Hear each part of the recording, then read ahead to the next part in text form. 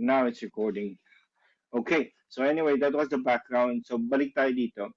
So keyword is bound by the spirit, which I explained. Na this is a deep sense, not just a duty, but of gratitude ni Paul. But gratitude niya, understanding na he never deserved God's love. He never deserved uh, the salvation na natanggap niya kay Kristo because siya nga ay isang persecutor and he was actually chasing Christians on the way to Damascus when Jesus encountered him. And then he was saved by Christ, and then he was given the ministry, which is we all received the ministry of reconciliation. He was given the ministry to preach Christ to the Gentiles. So this is out of duty. This is out of love. This is out of gratitude.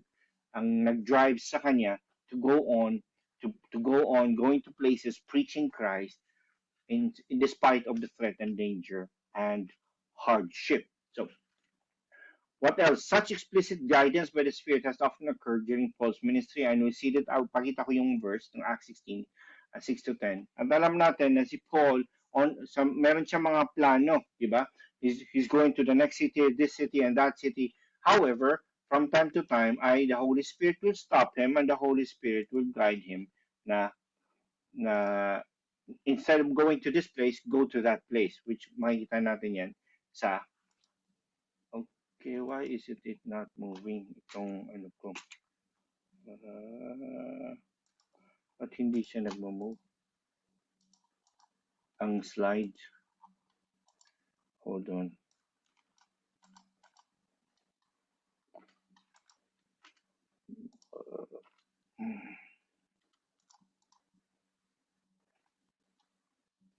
Hindi niyo naman makontrol, no? Ako lang naman, no?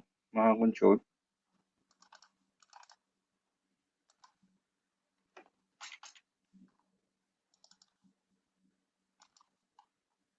Okay.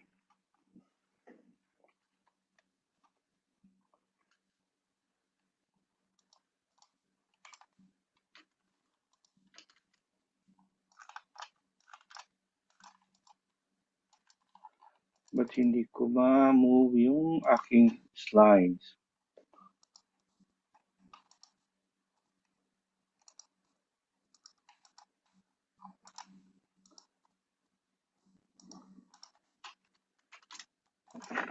Hold on.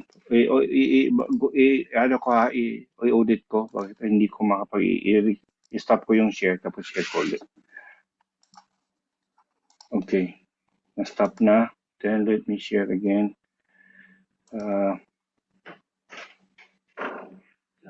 Hindi man ma-share kung hindi man move kung kwan. Oh, yan na. Okay. Nakikita niyo na, Melvin? Riza? Yes. Yung yung map. Ha? Okay. Yung map. Okay, now it's here. So natapos na natin dito. So ipapakita sa inyo na here, such explicit guidance by the Spirit. Open naman yung camera ko, no? Kita niyo naman, no? Yes. Okay. Yes.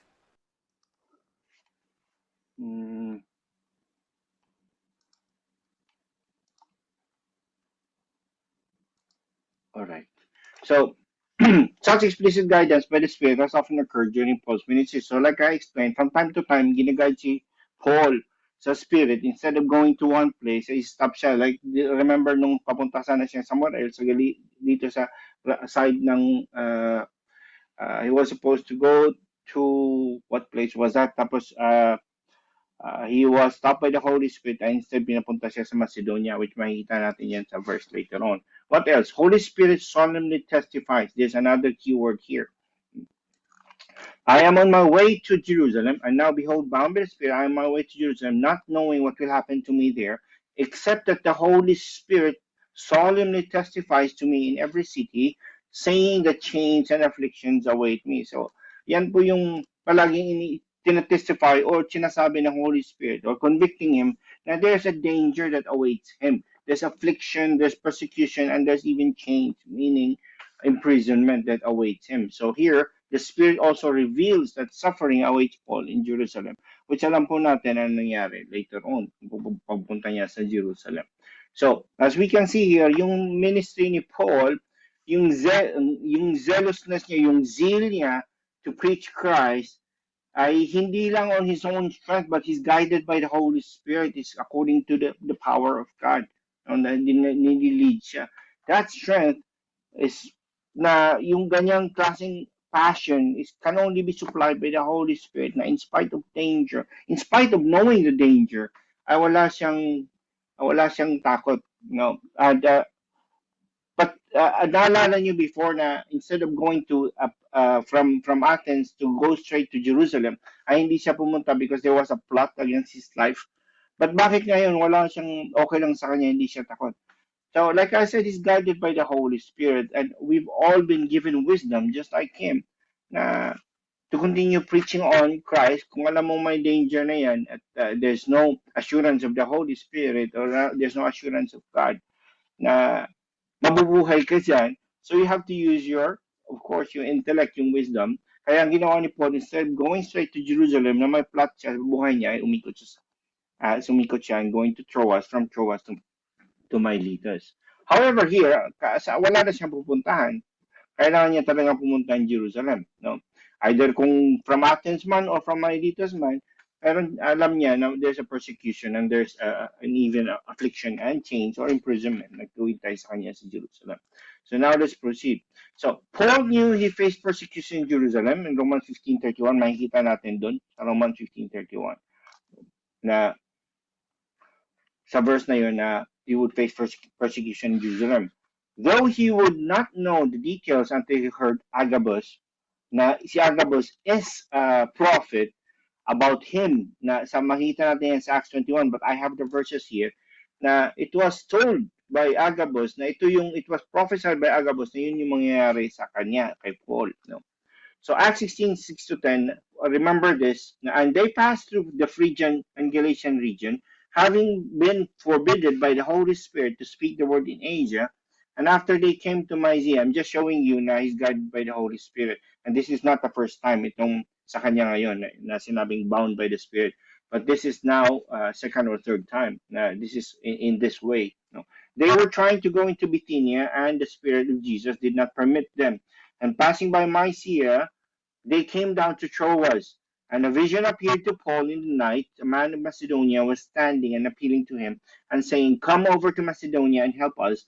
And when he had seen the vision, immediately we sought to go into Macedonia, concluding that God called us to proclaim the gospel. So this is one of the cases na Paul was literally or by clearly guided by the Holy Spirit on where to go.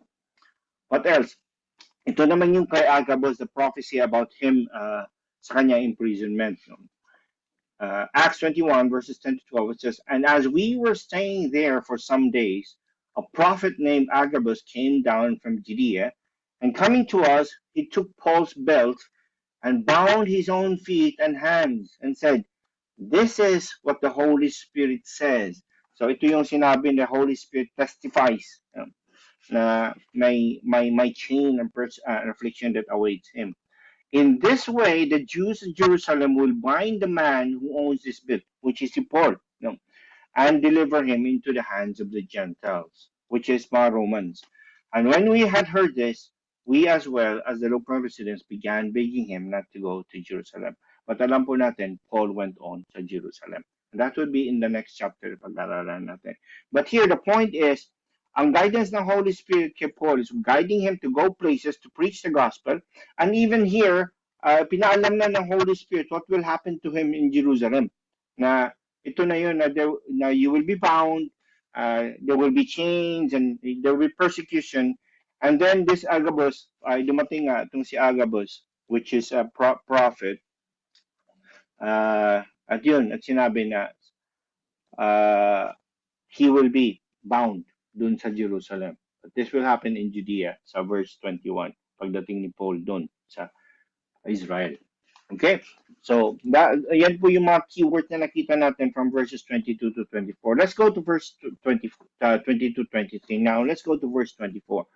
"But I do not make my life of any count nor dear to myself, so that I may finish my course and the ministry which I received from the Lord Jesus to testify solemnly of the gospel of the grace of God. So alam po natin, there was a warning by the Holy Spirit. There was uh, uh, a testimony by the Holy Spirit na meron siyang persecution, and he might be in prison there. But yet, ang sabi ni Paul, but I do not, there's a threat sa kanyang buhay, but ang sabi niya, I do not make my life of any account nor dear to myself.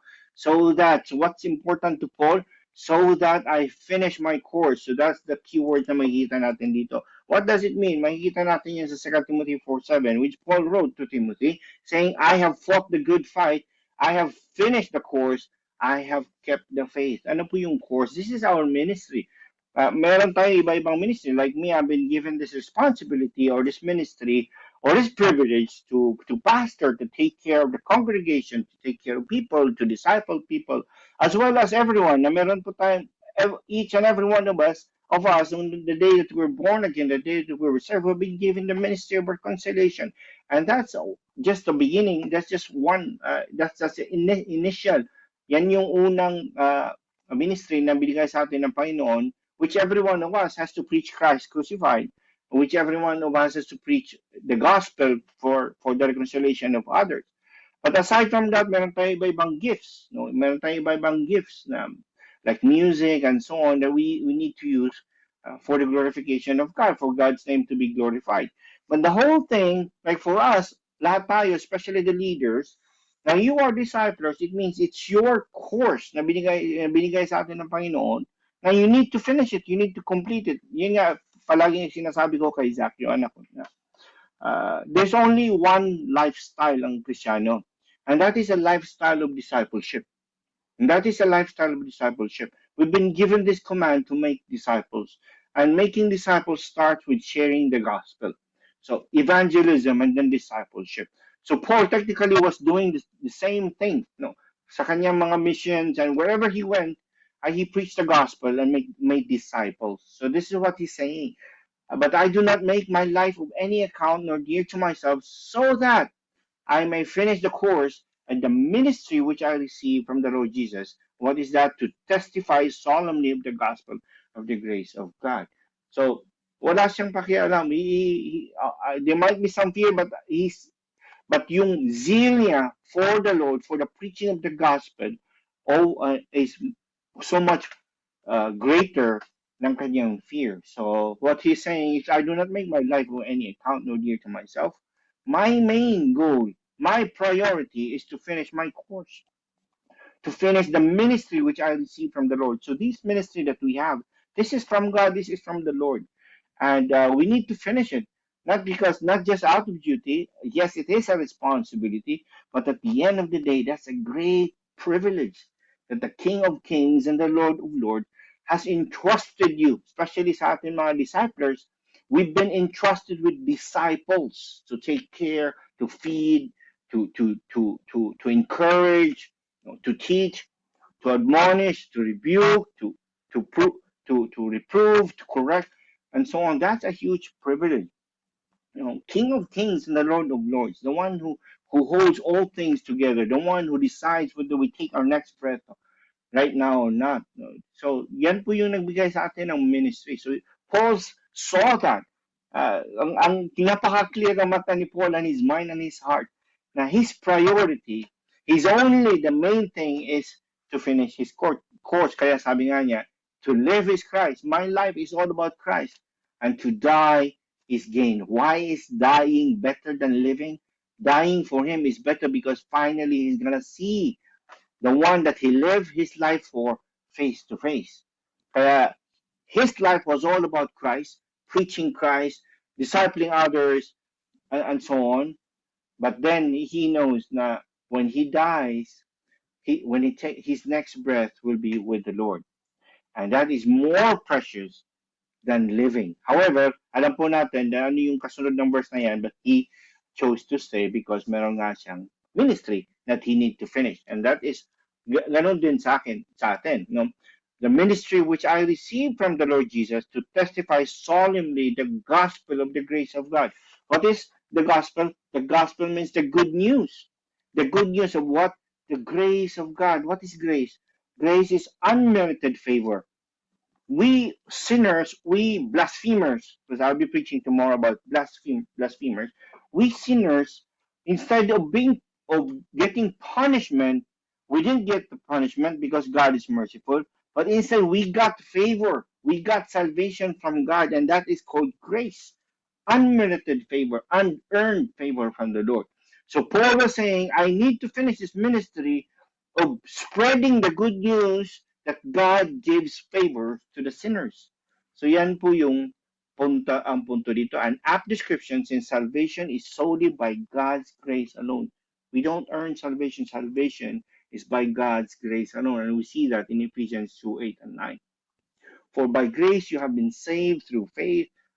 This is not of yourselves. It is the gift of God, not of works, so that no one may boast. Titus 2:11. For the grace of God has appeared, bringing salvation to men. So salvation is by God's grace.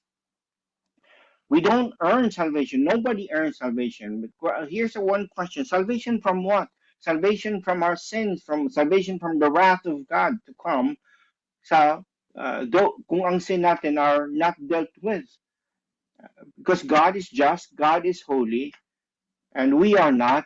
And every sin, the Bible says, Romans 3:23, that we all fall short of the glory of God. And Romans 6:23 says that uh, for, the, for the wages of sin is death. There must be punishment, and the punishment of that sin is death, and that death is in hell. So in hell forever, because God is just. Yes, God is love. However, He is also just. He cannot change that. That's His attribute. So if He doesn't punish sin, then He's no longer just, diba? So that is why, because of His great love for us, He sent His own Son to die on our behalf, to be crucified on our behalf, so that we don't have to die for our sins. John 3:16, for God so loved the world that He gave His one and only Son, that whoever believes in Him, or believeth, or whoever is already believing in Him, should not perish but have eternal life, because Christ paid for our sins. And the moment the word that believes in there means to entrust, understanding that there's nothing you can do to save yourself because you're a sinner, that even if we die and offer our lives to God for our salvation is not acceptable because we are a sinner. And the requirement of God for sacrifice is a perfect, sinless sacrifice. And that is why only Jesus qualifies. And understanding that, and Jesus is offering salvation, that we repent, the moment we repent and believe in who Jesus is, as Jesus as the Son of God, Jesus as God, and believe that Jesus paid for our sins, and believe that He rose again from the dead, that His sacrifice was accepted by the Lord, by the Father, and believe that when we give our lives to Him, we will no longer die in hell, but live forever. And that is the good news. That is the grace of God. So, yan po yung pinipreach ni Paul. That's what he's trying to, that's what he was doing, that he was proclaiming to wherever he went. Every city, kaya nga when he's there, the place is always polarized because he preached the gospel, the whole counsel of God, without shrinking back, without holding back. At his preachings are very convicting. So the city usually, when kung saan siya napunta, always polarized. Some believe, others don't. No? And then those who do not believe persecute him. So let's proceed. What else? Verse 25. And now, behold, so this is clear, right? So Paul was not concerned about the threat, but he's concerned about finishing his course, finishing the ministry, because that ministry brings salvation. That ministry brings salvation to people. And that ministry is preaching the good news that God gives grace to the sinners. So that is so much more important than his life. Okay, so now let's proceed. Acts 20:25. And now, behold, I know that all of you, among whom I went about preaching the kingdom, will no longer see my face. Key words, preaching the kingdom. He was preaching the kingdom. He was preaching the sphere, the salvation. This refers to the sphere of salvation, preaching the whole counsel of God, the gracious domain of divine rule over the believer's hearts. We are saved, Christ reigns in our heart. That is, kaya nga sabi sa Matthew 4:17, right? I mean, Jesus, repent, for the kingdom is at hand. The kingdom, the salvation kingdom, the kingdom of God, where the kingdom where Christ is king. So, yan po yung tinutukoy dito, that he was preaching the kingdom of Christ. No? This refers to the sphere of salvation, the gracious domain of divine rule over the believer's hearts. This was the dominant theme during Christ's earthly ministry. All believers are in the spiritual kingdom. So all of us, we are in the spiritual kingdom. We are already in the spiritual kingdom where Christ is the king. Yet are waiting to enter the full inheritance of it in the age to come. So we know that we are already in the kingdom, and yet there's another. That's a physical kingdom that we will be in later on, right? And you see that in Revelation and in in Corinthians and also in Thessalonians. And you see it all over Scripture. But what I'm talking about, you understand what I'm talking about, right? The New Jerusalem, the millennial kingdom, the reign of the reign of Christ in a physical realm in this world. So we will have that later on. But right now, we are already in the spiritual kingdom where Christ is king. He's reigning in our lives. What else? Will no longer see my face. So here, Paul was saying, this will be the last time I'm going to see you. So remember, he's talking to the elders, the leaders of the Ephesian church. They aren't Miletus, but yung kausap niya mga elders are from the the Ephesian church. So he's saying, you will no longer see my face. At alam po natin later on ay nakabalik siya dun. But here, at this time, hindi pa niya alam na he was anticipating because of the threat, because of the constant plots ng mga Jews, ng mga unbelievers sa kanya, he thought that maybe this is the end for him. So we'll no longer see my face. He's aware that he faced severe opposition in Jerusalem. Paul did not anticipate ever returning to Asia Minor. So he never thought na mabubuhay pa siya, that he would have the time to return to Asia Minor. Though he may have done so after his release from first Roman imprisonment. He could not at this time have foreseen the possibility, which makita natin, if you read First Timothy, makita natin na nakabalik siya in this area because he was released yung unang imprisonment niya, yung sa Roman imprisonment. So itong pagpunta niya sa Jerusalem, he'll be in prison, and then eventually he'll be released, and then later on, he'll be in prison again, and eventually die in Rome. Diba? So, and now behold, I know that all of you whom I went about preaching the kingdom will no longer see my face. So this is what it means. Acts 8:12. But when they believed Philip, now let's see some verses talking about the kingdom. Okay.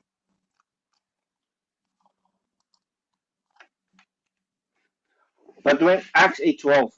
But when they believed Philip proclaiming the good news or the gospel about the kingdom of God and the name of Jesus Christ, they were being baptized, both men and women. So what is the kingdom? This is the kingdom of God in the name of Jesus Christ. This is the realm. This is about salvation. No? This is the physical, or this is the spiritual realm. This is salvation. Acts 19:8.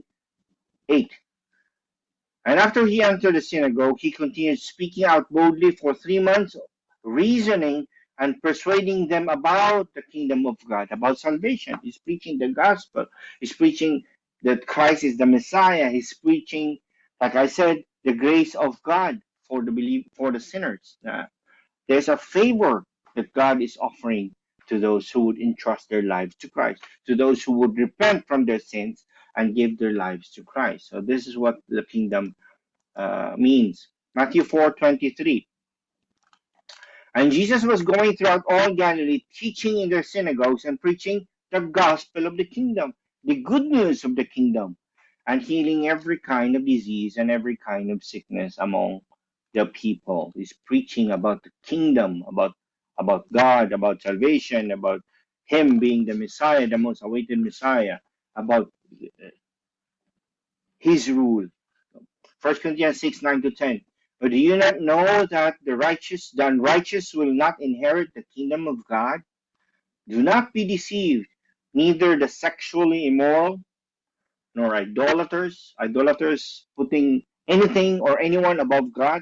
These are idolaters, and most of the time, it's us, ourselves. Yun yung ating idol. Sometimes hindi natin alam, but actually, we do things according to what we want, not according to what God wants. That's idolatry.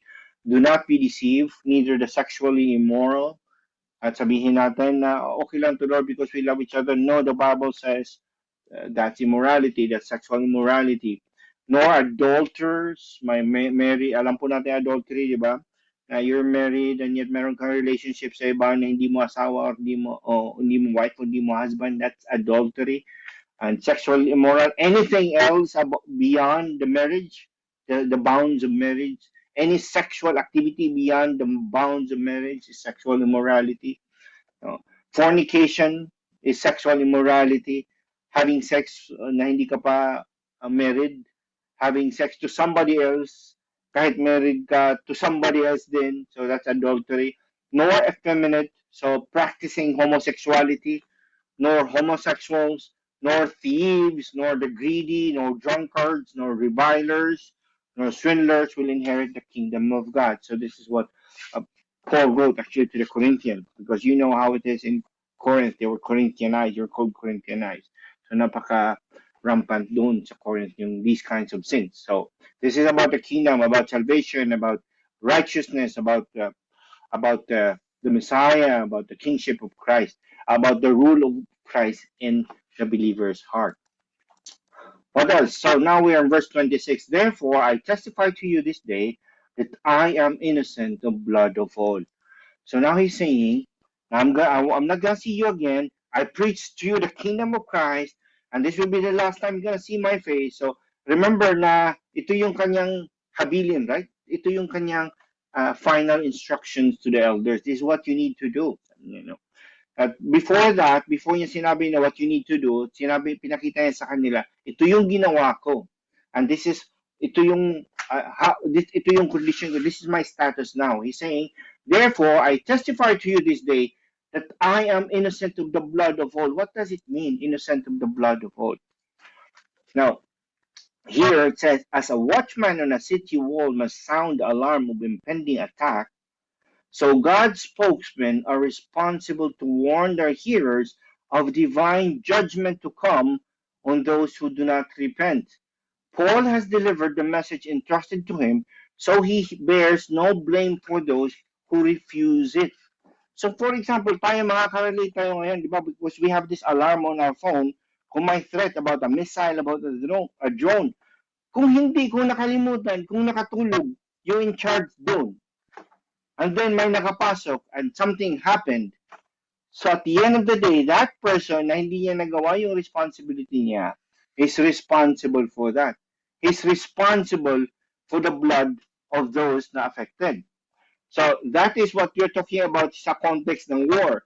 But here, we're talking about the context of our spiritual salvation. Na ibig sabihin na it's our responsibility as watchmen, as disciples, as believers who've been given the ministry of reconciliation to preach Christ, to warn people the impending what? Divine judgment to come. There's a judgment to come, so that is why we preach Christ. That is why we preach the gospel. Otherwise, if a person dies without hearing the gospel, without giving his life to Christ, that person will go to hell. And since katabi mo, since kasama mo sa trabaho, since kapitbahay mo, and you never warn the person, sabi dito, his blood will be on your hands. So let's see verses na nagsasabi niyan.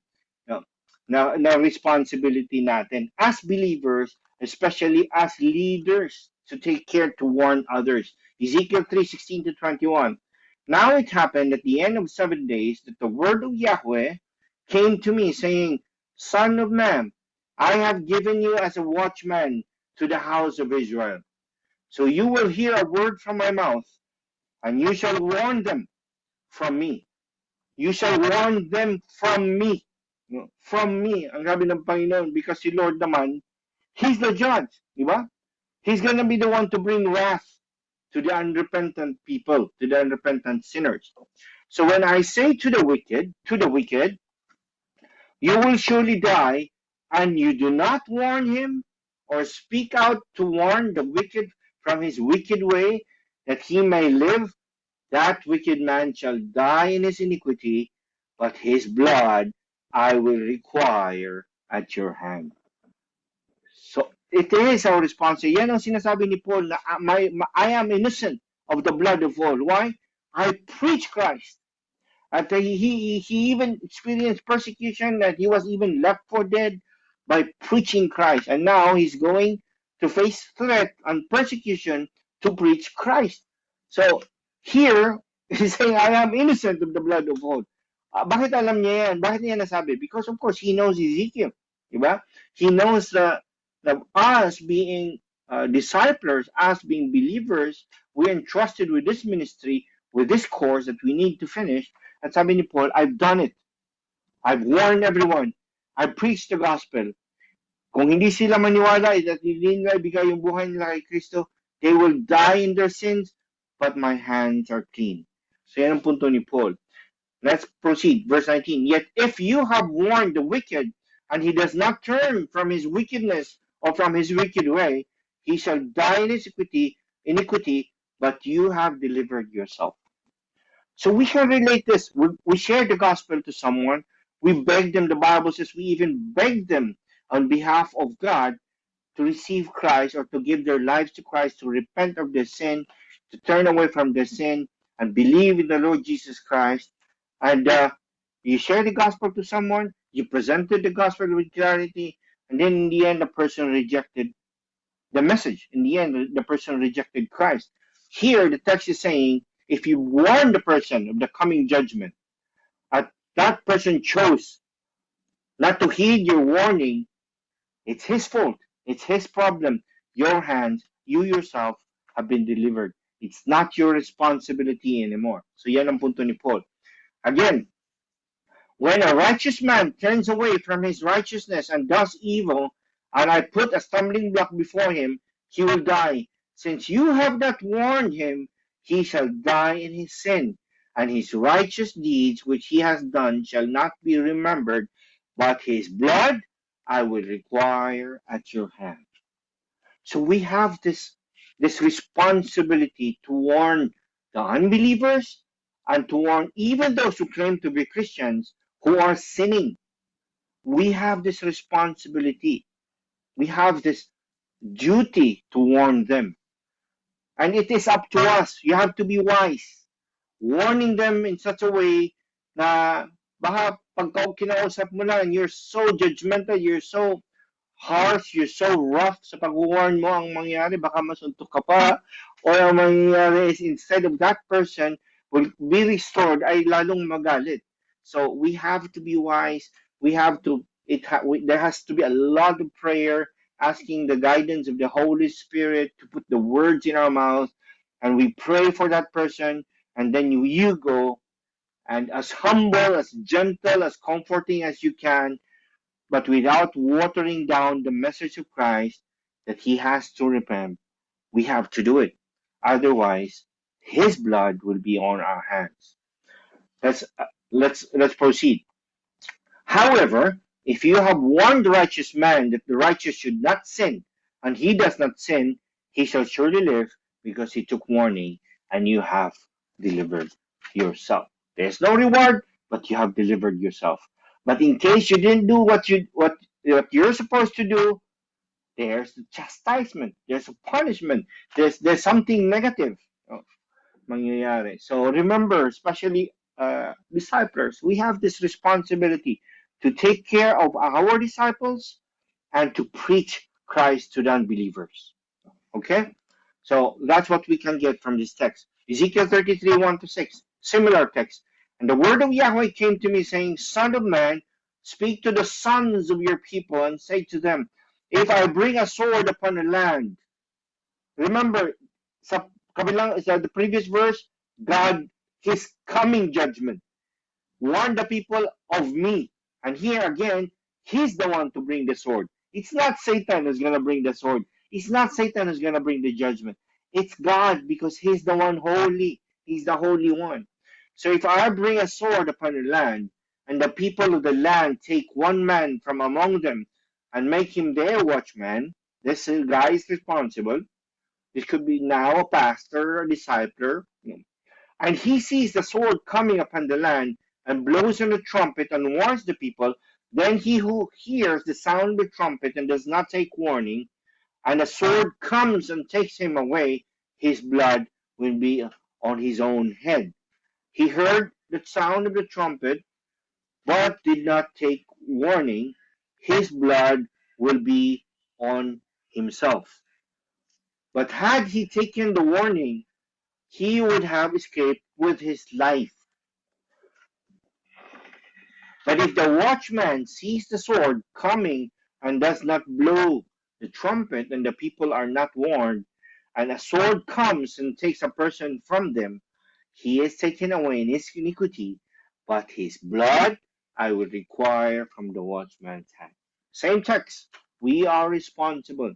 Every believer is responsible to warn others who are not yet in Christ, and responsible to warn others who thinks or believes that they're in Christ and yet continually living in sin. Okay? So James 3:1 to 2. Ito naman sa New Testament. Do not many of you become teachers, my brothers, knowing that we will receive a stricter judgment. For we all stumble in many ways. If anyone does not stumble in what he says, he is a perfect man, able to bridle the entire body as well. So here's a warning for us, for me, for those who are teaching. You guys are discipling. You guys are disciplers. We will be dealt with more strictly by God. So what does it mean? It means that whatever we do for Christ, you have to make sure that you are faithfully doing it according to His instruction, according to Scripture. Us teachers, we have to make sure that we are teaching only the word of Christ. Of course, you teach with love, genuine love for people. That's the main thing there. Has to be with genuine love. Not, tuturo ko sa'yo ito kasi otherwise magalit si Lord sa'yo. No. You teach because you want to teach, because you love to teach, because you care for this person. So, that's what the Bible is saying. Teachers. And that is why we need to dig. We need to sink our heads into the scripture. And that is why we need to really study and study and study to make sure na tama yung tinuturo natin. Because we will be dealt with more strictly compared to those na hindi mga teachers. Okay? So there's the warning for us. Paul was saying na I'm innocent of the blood of all. I did my responsibility. I preached to the unbelievers. Now I'm teaching you, I'm discipling you believers and even elders. And of course, Paul, ang tinuturo niya, he's faithful to the scripture and what the Lord has been revealing to him. Okay, so now let's proceed. Verse 27, last two verses. This is second to the last verse. For I did not shrink from declaring to you the whole purpose of God. So why did he say that he's innocent of their blood? Because he did not shrink from declaring to them the whole purpose of God. So did not shrink, did not hold back. No retreat, binigay niya lahat. Tinuro niya lahat, no compromise. And he declared boldly. Ano ibig sabihin no compromise? He didn't care kung ano yung status ng taong tinuturuan niya. Remember, di ba meron siya mga kaibigan sa high places, mga Asiarchs, may mga proconsul, and so on. But he delivered the same message. Hindi niya winottered down, hindi niya binago ang message. He delivered the same strong message. That there's a judgment to come. And usually when he preached from the beginning, proving that the Messiah has come and proving that Jesus is the Messiah. And sabi niya, if you don't believe in the Lord Jesus Christ, then you die in your sins. Well, so he said, I am innocent of the blood of all. Why? Because I did not shrink. I did not withhold. Tinuro ko lahat. Declaring the whole purpose, or in other translation, the whole counsel of God. So lahat, tinuro niya. And that, again, for us, we should read the Bible from cover to cover, hindi lang one time, but again and again. And we have to understand, and as you know more of Christ, you love Christ more, And as you love Christ more, you want to know more and more and more of Him, and to make sure that when we teach, we are teaching faithfully, and we are teaching not selectively, we are teaching the whole counsel of God. And that is why this is really good na meron tayong mga series like what we do sa ating series na Acts 1. Because tuloy-tuloy, Acts 1, now we are in Acts 20 for the past 4 years and a half, I think. No? So I'm teaching to you and we are all learning the whole counsel of God in this context. No? Kasi kung topical, alangan naman pipiliin ko, topical tayo sa Acts, alangan naman pipiliin ko intentionally yung si Eutychus, yung nahulog well, yung nakatulog while nagpi-preach si Paul, no?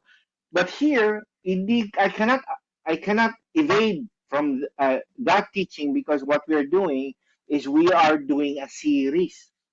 And in this way, we don't know for how long we will be learning the whole counsel of God, the whole purpose of God. So the entire plan and purpose of God for man's salvation in all its fullness. Ito yung tinuro ni Paul without shrinking back, without watering down the message. The entire plan and purpose of God for man's salvation in all its fullness. Divine truths of creation, election, redemption, justification. We can discuss all these terms later on. If you want, you can ask me or you can ask your disciples. Justification, adoption, conversion, sanctification, holy living, and of course, glorification. So Paul strongly condemned those who adulterate the truth of Scripture. We should be faithful to the Scripture, understanding that we teachers will be dealt with by the Lord more strictly than those na hindi nagtuturo. But we are to teach. Kaya we are to learn. Every one of us is to learn. And we have to make sure na yung tinuturo natin is what we are learning as well, is what actually the Scripture is saying. Kaya importante din yung tamang interpretation, ang tamang understanding of Scripture, so that tama din yung may pasa, may turo natin. And Paul is so particular with this. No? 2 Corinthians 2:17, for we are not like many, peddling or playing with the word of God, but as from sincerity, but as from God, in the sight of God, we speak in Christ. We are not like those people who are playing or just joking with the word of God. Na ginagamit yung word of God to manipulate people, to earn money, to manipulate people na para matakot, to manipulate people to do the things that they want to do, to manipulate people na live your best life now. Say that you are strong, you will be strong. Say that you are rich, you will be rich. That's not what the Scripture says. But there are so many people who are using Bible to manipulate people because the people sadly are ignorant of Scripture. Kaya it's very important na hindi lang tayo magdedepende sa teachings ng mga pastors o ng ating disciples, but we ourselves need to study Scripture like the Bereans, diba? 2 Timothy 4:3-4. For the time will come when they will not endure sound doctrine, but wanting to have their ears tickled, they will accumulate for themselves teachers in accordance to their own desires, and will turn away their ears from the truth and will turn aside to myths.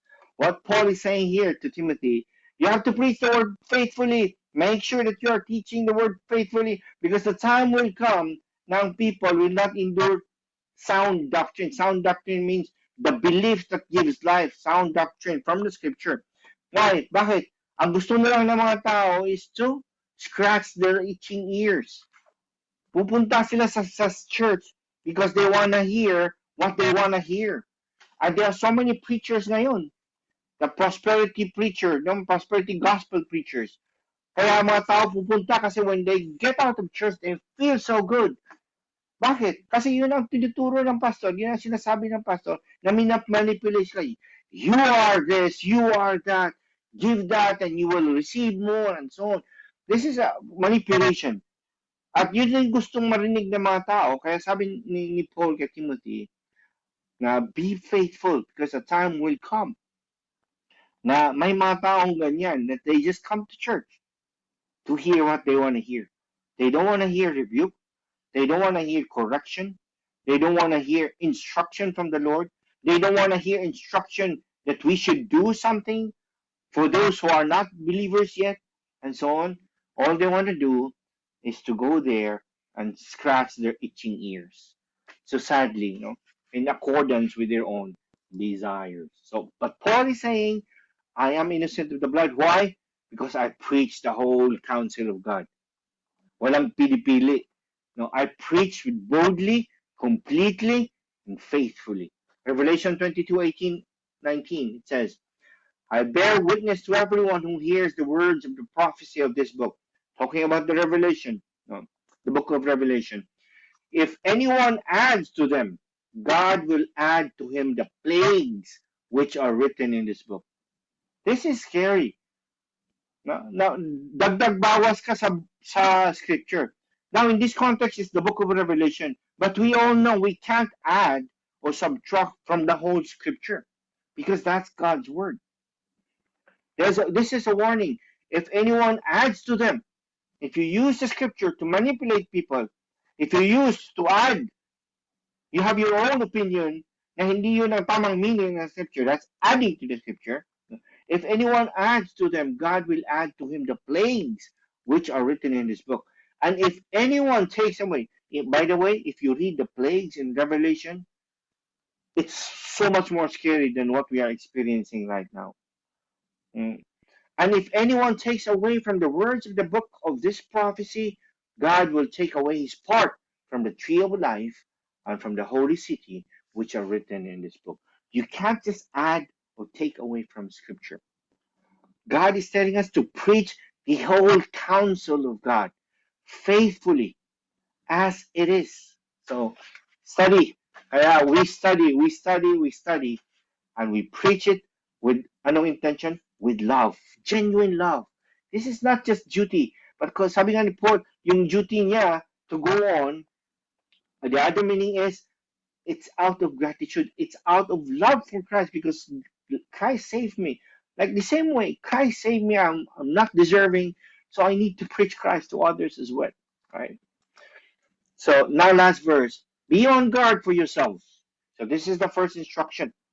Be on guard for yourselves and for all the flock, among which the Holy Spirit has made you overseers to shepherd the church of God, which he purchased with his own blood. Be on guard for yourselves. Paul repeated this call to self-examination to Timothy when his young son, Timothy, young son in the faith, served as a pastor of the Ephesian congregation. Di ba yung mga elders ng Ephesian, pinatawag niya? Here he's saying, to do ministry, be on guard for yourself first. Be holy first. And then make sure that the flock that has been entrusted to you is holy, living a life in accordance with God, to God's will.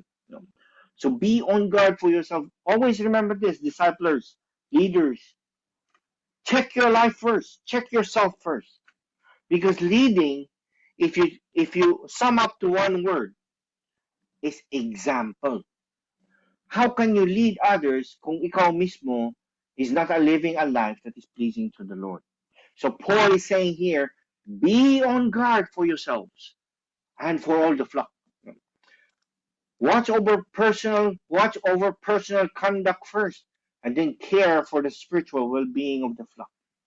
Pag mayroon kayong mga leader na ang daming demand sa inyo, ang daming tinuturo and so on, look at his life. If he's not walking the talk, he's not a minister. He's not appointed by God. He's playing games. He's manipulating you. He's leading you. He's lording over you. So he says here, you leaders, you elders, watch your personal conduct first, and then care for the spiritual well-being of the flock. So it's not easy for us leaders. Robert Murray, I don't know how to read this, M. Chen, said, a holy man is an awesome instrument in the hand of God. So a holy man is effective in the hand of God. There is no ministry for an holy minister, according to John MacArthur. So we ministers, check out your lives first. We see our lives first. If there are things that we need to confess and cleanse, Kneel down and ask for forgiveness, ask for God's forgiveness, ask for God's leading and guidance, and then you go tend your flock, your disciples. For all the flock or overseers, the Greek word overseers is episkopos. These are elders, overseers, pastors, the same in scripture, the same uh, level, the same responsibility, the same role, episcopos. The elders, the overseers, the pastors, the bishop, even, they're the same in scripture. These are the same as elders and pastors. The word stresses the leader's responsibility to watch over and protect their congregations as an appropriate usage in the context of warning against false teachers. Why? Because in the next few verses, sa next BS natin, sa next study natin, Paul warns them about false teachers that would rise sa kanilang church. So here he's warning, he's saying, be on guard for yourself first, and then for all the flock, you know, because you are overseers. That's the Greek word here. Overseers. You are responsible. You are to take care. You are to protect and feed, to guide and bring them out. You know, itong mga, like a shepherd is taking care of the flock. What else? Another key word here is shepherd. Be on guard for yourselves and for the flock among which the Holy Spirit, it's the Holy Spirit who has made you an overseer. And then what? Overseers. And then to shepherd the church of God, which he purchased with his own blood. The Greek word ng shepherd is poimaino. Properly to shepherd, to take care, caring for, protecting the flock. Diba? Ang context noon, may mga wolves, may mga lions, and the shepherd has to protect the flock. And that's who we are as leaders, as disciples, as Christians. We should take care and protect those who are the weaker ones, the new Christians. Take care of what? Teach them, guide them from the attacks of Satan, from the attacks of their own flesh. Kung yung sin sa kanilang buhay, we are to shepherd them, to take care of them, to feed them with the right scripture, to feed them with the right interpretation and meaning of the Bible. Shepherding or pastoring is distinct from feeding or busko. Bakit nasabi? Remember sa John 21 when Jesus asked Peter 3 times, Peter, do you love me? So, yung sagot ni Peter, sagot ni Jesus doon, na yung instruction ni Jesus doon, every time Peter says, yes, I love you, Lord. Yes, you know that I love you. Yes, I love you, Lord. Di ba 3 times my instruction to Jesus? Ang sabi niya, feed my sheep, and then, what else? Take care, tend my sheep, and then feed my sheep. So yung tatlong, feed, take care, attend, and feed, yung mga feed doon is, the Greek word is bosko. Is to feed, literally to feed, to take care of them. Let them live. Let them be healthy, their spiritual life. Pero yung isang word doon is to shepherd, is to protect, to take care. So, yan po yung poimano, to pastor. So we pastors is not mainly just to take care of your physical well-being or your spiritual well-being, but we also need to protect you, you know, from wrong doctrines, from wrong teaching, from wrong understanding of scripture, from wrong way of life. It's our responsibility. So technically, the whole thing. We are commanded what? To love one another as we love ourselves. And we are even commanded to love our fellow believers even higher as Christ loved the church. So we can all do this shepherding and pastoring and being elders and being a bishop or to feeding and protecting if we truly love the flock. So kaya that's the greatest commandment. Love God with all your heart, mind, and soul, and all your strength, and love others as yourself. Right? So what else? Poimano, this word, the shepherd, focuses on tending or shepherding. This includes guarding, guiding, unfolding the flock as it can only happen under Jesus Christ, the shepherd. The Lord calls under shepherds. So now we are under shepherds. Jesus is the good shepherd. We pastors and deacons and elders and overseers and disciples, we are under shepherds. The Lord calls us under shepherds, such as elder overseers, to guard and guide his people by his direction. And you see this verse in 1 Peter 5, 1 to 5. Okay, so 1 Peter 1 to 5 verses 1 to 5 says, Therefore I exhort the elders among you, as your fellow elder and witness of the suffering of Christ, and a partaker also of the glory that is to be revealed, shepherd the flock of God among you. Here's the instruction. As a fellow shepherd, as a fellow elder, Peter is saying, you shepherd the flock of God among you, overseeing not under compulsion, but willingly. So we do it willingly. And that is what we need. That's amazing, right? To see our responsibility as a privilege because we love God. Because we are doing this out of love. Ibig sabihin, you're doing it willingly. You're doing it with delight, with pleasure. Willingly according to God and not for dishonest gain. So you don't use your position for dishonest gain, but with eagerness, nor yet as lording it over those allotted to you. Lording it over as allotted to you. Sa mga disciples, sa mga members natin, we don't lord it over. We lead by example. We lead by love, with love. But being examples to the flock. And when the chief shepherd appears, Jesus, you will receive the unfading crown of glory. You younger men, likewise, be subject to your elders. And all of you, clothe yourself with humility toward one another, for God is opposed to the proud, but gives grace to the humble. The young men be subject to the elders, the elders of the church, and then all of you, young men, elders, pastors, bishops, clothe yourselves with humility toward one another. For God is opposed to the proud, gives grace to the humble. Okay, let's proceed. So here is saying, be on guard for yourselves and for the flock, among which the Holy Spirit has made you overseers, to shepherd the church of God, which he purchased with his own blood. Imagine, we, believers, were purchased by God's own blood. Ano makikita natin dito? With his own blood. Jesus paid an infinite price to purchase the church. A church is the called out ones. When you say the church, the called out ones, the saved ones, called out from darkness to light. So yan ang meaning ng church, ecclesia, called out ones from darkness to light. In layman's term, we, the saved, the believers. You know?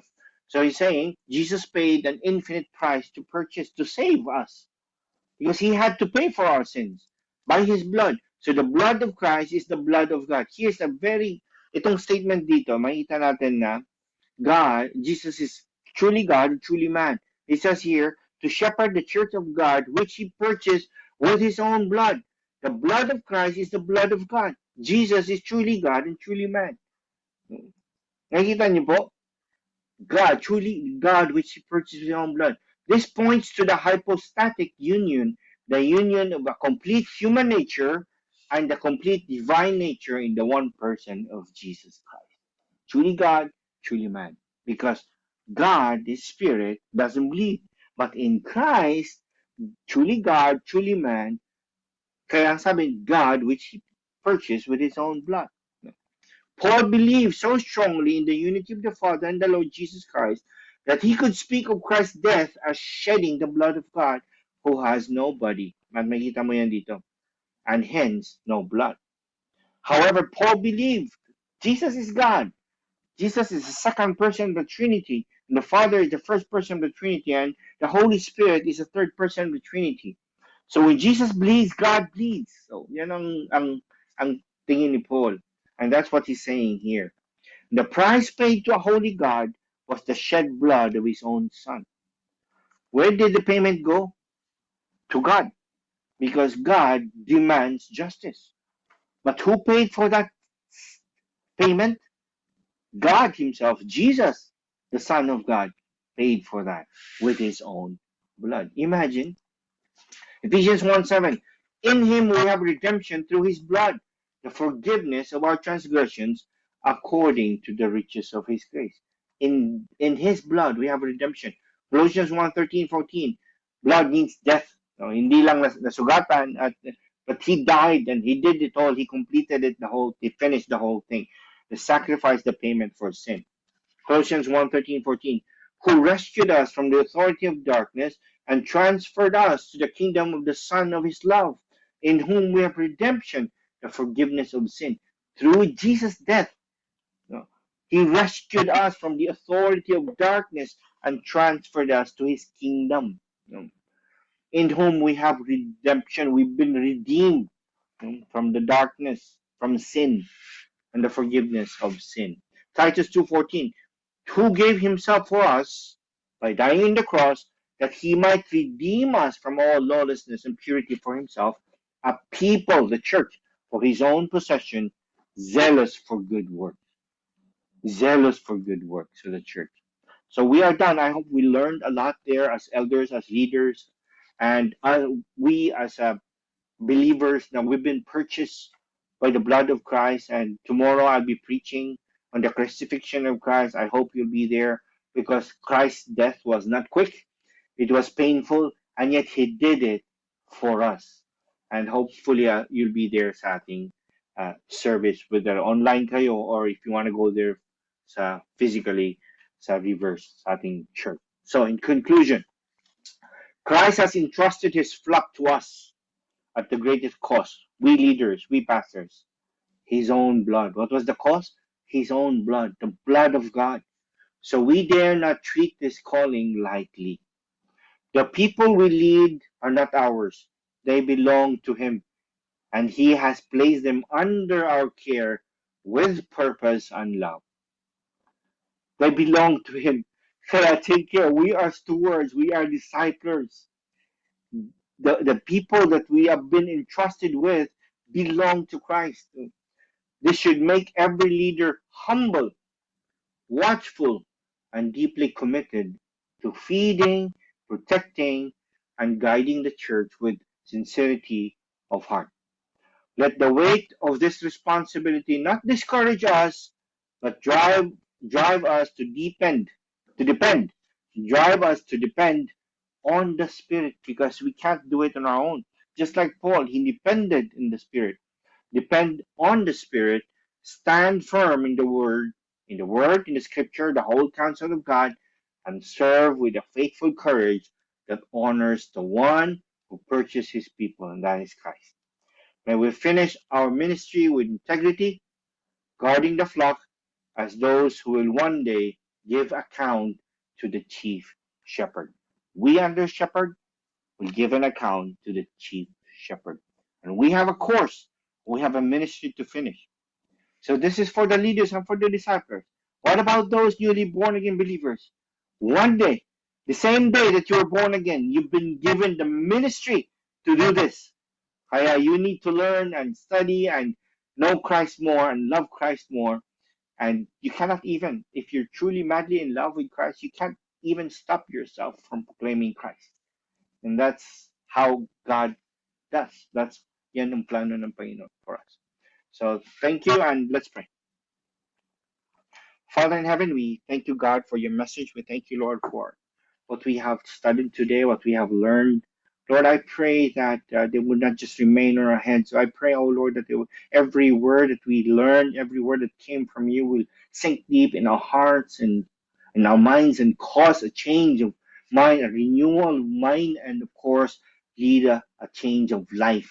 So, Father, I pray that you would give us the boldness, the strength, and mostly the love for others so we can finish our course, so we can be pastors to others, we can be overseers, we can be elders, we can take care of your church, we can take care of Christ's church, we can take care of this body of people who has been purchased by Christ with his own blood.